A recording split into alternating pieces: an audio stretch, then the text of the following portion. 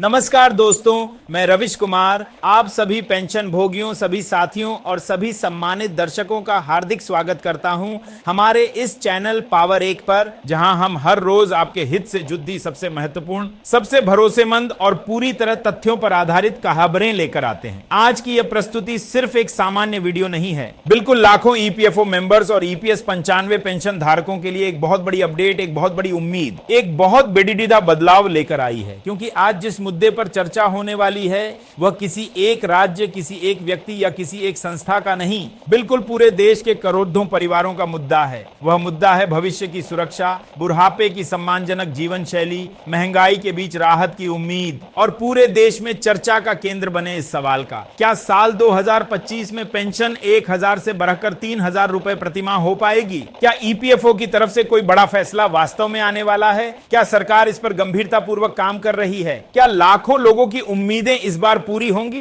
दोस्तों, यह सवाल जितना बड़ा है उतना ही भावनात्मक भी है, क्योंकि इस समय देश के कोने कोने में बैठे ईपीएस 95 पेंशनर्स अपनी आंखों में एक ही उम्मीद सजाए बैठे हुए हैं कि 1000 रुपए जैसी बेहद कम राशि के बजाय उन्हें कम से कम 3000 रुपए प्रतिमाह की पेंशन मिल सके। और सच भी यही है कि आज की आर्थिक स्थिति में, बढ़ती महंगाई के दौर में, दवाइयों के बढ़ते खर्चों के बीच 1000 रुपए की पेंशन सिर्फ एक औपचारिकता बनकर रह गई है, न कि एक वास्तविक आर्थिक सहारा। बहुत से पेंशनर्स ने साफ कहा कि 1000 रुपए में सिर्फ दवाइयों का खर्च तक पूरा हो जाए तो वह भी बहुत बड़ी बात है। घर चलाना, किराया देना, जरूरतें पूरी करना तो दूर की बात है। इसी वजह से पूरे देश में पेंशन बढ़ाने की मांग जिस तेजी से उठ रही है, वह इस बात की गवाही देती है कि यह आवश्यक भी है और समय की मांग भी। इसीलिए आज इस पूरे मुद्दे को एक लंबी, गहरी और संपूर्ण कहानी की तरह आपके सामने रख रहा हूं, ताकि आपको साफ और स्पष्ट समझ में आ जाए कि इस समय ईपीएफओ के अंदर क्या क्या प्रक्रियाएं चल रही हैं, कौन सी कमेटियां क्या रिपोर्ट दे चुकी हैं,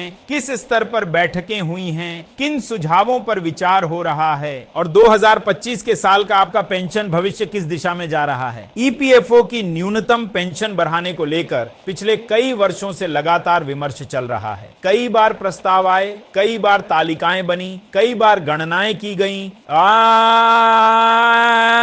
और हर बार यह सवाल उठा कि क्या यह आर्थिक रूप से संभव है, क्या सरकार इसका भार उठा सकती है, क्या ईपीएफओ फंड पर इसका असर पीडीडी ढेगा। लेकिन इस बार स्थिति इसलिए बदलती हुई नजर आ रही है क्योंकि सरकार के पास इस वर्ष का टैक्स कलेक्शन रिकॉर्ड मजबूत रहा है और आर्थिक स्थिति उतनी खराब नहीं है जितनी महामारी के दौरान थी। यही वजह है कि 3000 रुपए प्रतिमाह पेंशन की मांग को इस बार अधिक सकारात्मक संकेत मिलते दिखाई दे रहे हैं। कई राज्य सरकारों ने भी हाल ही में केंद्र को अपनी सिफारिशें भेजी हैं, जिसमें यह स्पष्ट रूप से कहा गया है कि न्यूनतम पेंशन को 1000 रुपए जैसे हास्यास्पद स्तर से बढ़ाकर कम से कम 3000 रुपए किया जाए। और यह बात सिर्फ कागजों में नहीं है, बिल्कुल जमीनी स्तर पर लाखों पेंशनर्स सोशल मीडिया पर धरना प्रदर्शन में और ज्ञापन देने के माध्यम से भी लगातार इस मांग को उठा रहे हैं। ईपीएस 95 संयुक्त संघर्ष समिति जैसे कई बड़े संगठन इस समय केंद्र सरकार से मांग कर रहे हैं कि पेंशन वृद्धि पर अब किसी और तरह की देरी न की जाए। यही वह माहौल है जिसमें इस समय ईपीएफओ बोर्ड के अंदर बैठकों का दौर चल रहा है। सूत्र यही कहते हैं कि कमेटी की रिपोर्ट अंतिम चरण में पहुंच चुकी है और 2025 के अंदर इस विषय पर बड़ेदा फैसला लिया जा सकता है। हालांकि यह सच है कि सरकार की तरफ से अभी कोई आधिकारिक नोटिफिकेशन जारी नहीं हुआ है, लेकिन जो संकेत मिल रहे हैं वह पहले से अधिक सकारात्मक दिख रहे हैं।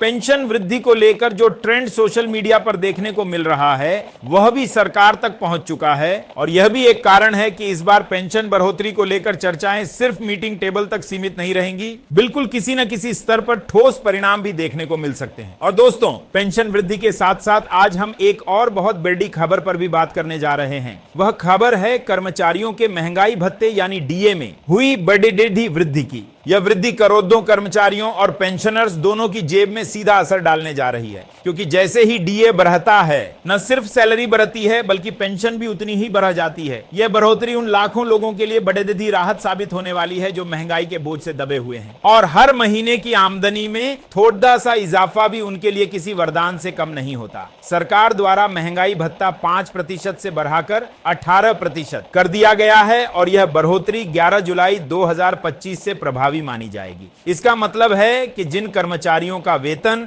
सेवंथ पे कमीशन के अनुरूप है, उन्हें अपनी सैलरी में उल्लेखनीय बढ़ोतरी देखने को मिलेगी। इसी प्रकार पेंशनर्स को भी महंगाई राहत यानी डीआर में 3% की वृद्धि मिलेगी, जिससे उनकी पेंशन में भी हर महीने वृद्धि होगी। और यही नहीं, जो महीनों का बकाया बचा हुआ है यानी जुलाई से लेकर वर्तमान भुगतान की तारीख तक का एरियर, वह भी एक मुश्त रूप में उनके खाते में ट्रांसफर कर दिया जाएगा। यह एरियर लाखों पेंशनर्स के लिए एक अतिरिक्त आय की तरह काम करेगा, जिसे वे अपनी जरूरतों, दवाइयों, घर खर्च या किसी भी अन्य आवश्यकता के लिए उपयोग में ला सकते हैं। सरकार ने इस निर्णय को लागू करने में सालाना 348 करोड़ का अतिरिक्त वित्तीय बोझ स्वीकार किया है, लेकिन इसके बावजूद सरकार ने इसे मंजूरी दी है ताकि लाखों परिवारों को राहत मिल सके। इस बढ़ती हुई महंगाई के दौर में यह निर्णय एक बेहद महत्वपूर्ण कदम माना जा रहा है। यह निर्णय सिर्फ आर्थिक रूप से ही नहीं, बिल्कुल सामाजिक तौर पर भी एक मजबूत संदेश देता है कि सरकार अपने कर्मचारियों और पेंशनर्स के हित को प्राथमिकता देती है। यहाँ यह बताना भी जरूरी है कि डीए में यह 3% की वृद्धि कई राज्यों को भी प्रभावित करेगी, क्योंकि केंद्र सरकार की घोषणा के बाद कई राज्य भी अपने अपने कर्मचारियों और पेंशनर्स को उतनी ही वृद्धि देते हैं। इससे देश भर में करोड़ों परिवारों को फायदा होगा और आर्थिक प्रवाह में भी मजबूती आएगी। दोस्तों, अब वापस पेंशन के मुद्दे पर लौटते हैं, क्योंकि यह वह विषय है जिस पर लाखों लोगों की नजरें टिकी हुई हैं। यदि मिनिमम पेंशन 3,000 रुपए प्रति माह कर दी जाती है, तो इसके फायदे सिर्फ एक दो नहीं, बिल्कुल कई स्तरों पर देखने को मिलेंगे। सबसे पहला फायदा होगा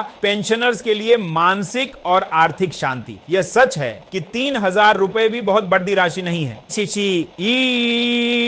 राशि भी, लेकिन 1,000 की तुलना में यह 3 गुना राहत देगा। इसके अलावा सामाजिक सुरक्षा की भावना बढ़ेगी। कई पेंशनर्स जिनके परिवार उनसे अलग रहते हैं, उनको कम से कम इतना सहारा मिलेगा कि वे अपनी बुनियादी जरूरतें पूरी कर सकें। कई पेंशनर्स जिन्हें आज अपने बच्चों पर निर्भर रहना पीडीडी देता है, वह कम से कम कुछ हद तक आत्मनिर्भर हो पाएंगे। दूसरा बेटिदा फायदा होगा कि देश के भीतर सामाजिक सुरक्षा ढांचे को मजबूत करने में यह कदम एक बड़िद्दा मील का पत्थर साबित होगा। पूरी दुनिया में देखा जाता है कि वृद्ध जनों को सुरक्षा दी जाती है और भारत जैसे विशाल देश में यह आवश्यकता और भी बढ़ जाती है। तीसरा महत्वपूर्ण पक्ष यह है कि इस फैसले के बाद ईपीएफओ को भी मजबूती मिलेगी, क्योंकि एक बार जब सरकार न्यूनतम पेंशन निश्चित कर देगी, तब ईपीएफओ के अंदर फंड प्रबंधन के लिए भी नए नियम और बेहतर दिशा निर्देश बनाए जाएंगे। यह पूरा विषय बेहद विस्तृत है और इसीलिए इसे मैं आज आपके सामने इतने विस्तार से रख रहा हूं, क्योंकि जागरूकता ही वह आधार है जिस पर किसी भी बड़े फैसले का लाभ सही रूप में जनता तक पहुंचता है। साल 2025 निश्चित तौर पर ईपीएफओ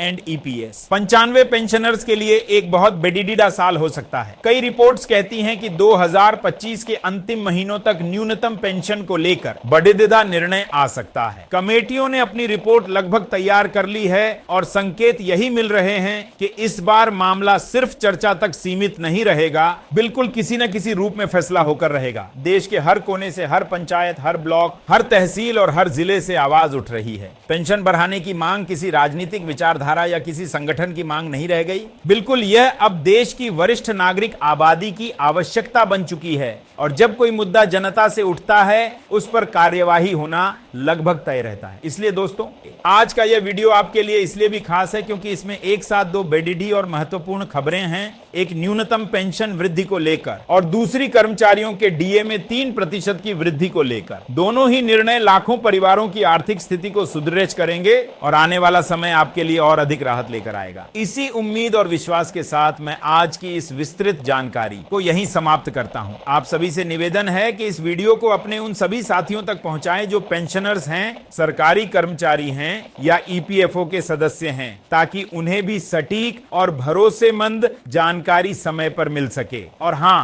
पावर एक चैनल को सब्सक्राइब करना न भूलें ताकि आप कोई भी महत्वपूर्ण अपडेट मिस न करें। जय हिंद,